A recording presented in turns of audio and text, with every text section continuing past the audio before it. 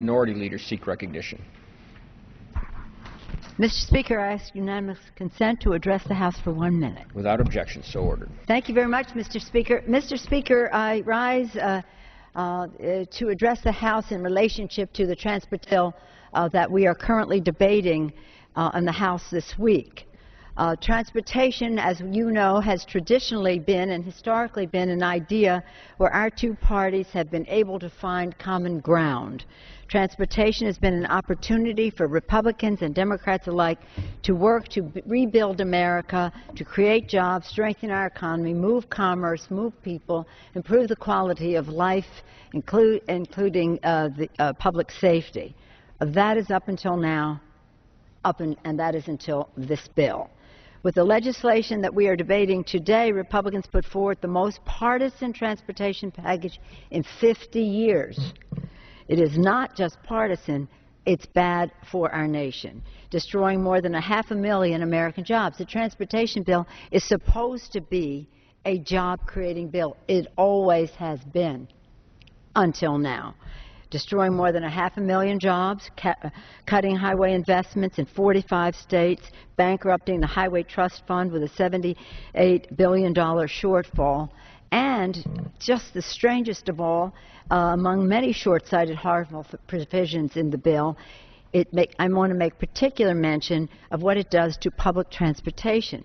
It eliminates all of the dedicated funding for public transportation, leaving millions of riders already faced with service cuts and fare increases out in the cold. The legislation is so detrimental to our nation that the Secretary of Transportation, Ray LaHood, a former member of this body, on the Republican side of the aisle, has said, "This is the most partisan transportation bill that I have ever seen. And it is also the most anti-safety bill I have ever seen. It hollows out our #1 priority, which is safety, and frankly, it hollows out the guts of transportation efforts that have been for about the last 3 years. It's the worst transportation bill," Secretary LaHood, former Republican member of Congress, said, "that I have seen in the 35 years of my public service." In recommending that the President veto this legislation, the administration has said it would make America's roads, rails, and transit systems less safe, reduce the transportation options available to America's traveling public, short-circuit local decision-making, and turn back the clock on environmental and labor protections. Mr. Speaker, this is so unfortunate because it's so out of character with the American way, the common sense of the American people about what we should be doing for them.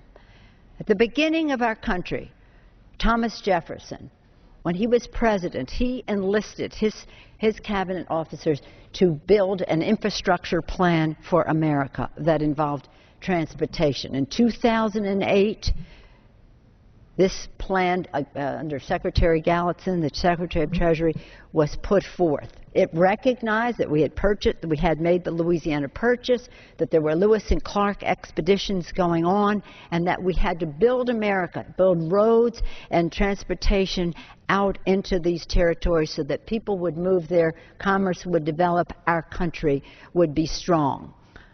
Following this, the Erie Canal, the Transcontinental Railroad, the Cumberland Road, they were all built after the War of 1812. Of course, the Continental Railroad later than that, when our population was sparse, and so was our national treasury.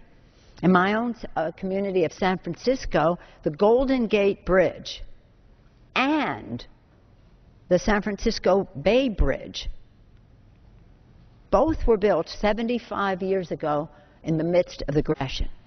President Eisenhower, in the late 50s, the mid to late 50s, time of not a good economic time either, he built and instituted the interstate highway system, unifying our country. It was a national security issue to unify our country. And it was done at a time when our coffers were low on money, but it created jobs. It did what it was intended to do.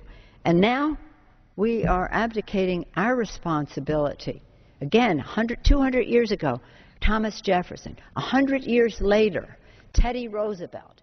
And his initiative for infrastructure centered around our national park system and how we make that part of our natural patrimony, and some of that falls under the Transportation Subcommittee of the Congress of the United States. And now here we are 100 years later, putting forth a bill that loses jobs, diminishes public safety. It's a missed opportunity, and it's no wonder our Republican colleagues are having so much trouble building support for it in their own caucus. I just wanted to take a moment to share my views with our colleagues about how wrong this is for the future and how out of keeping it is with our great past, which has seen the strength of our country grow because our investments in our infrastructure and our bringing people together through transportation. With that, I yield back the balance of my time. The gentlelady's time has expired. For what purpose does the gentleman from Florida seek recognition?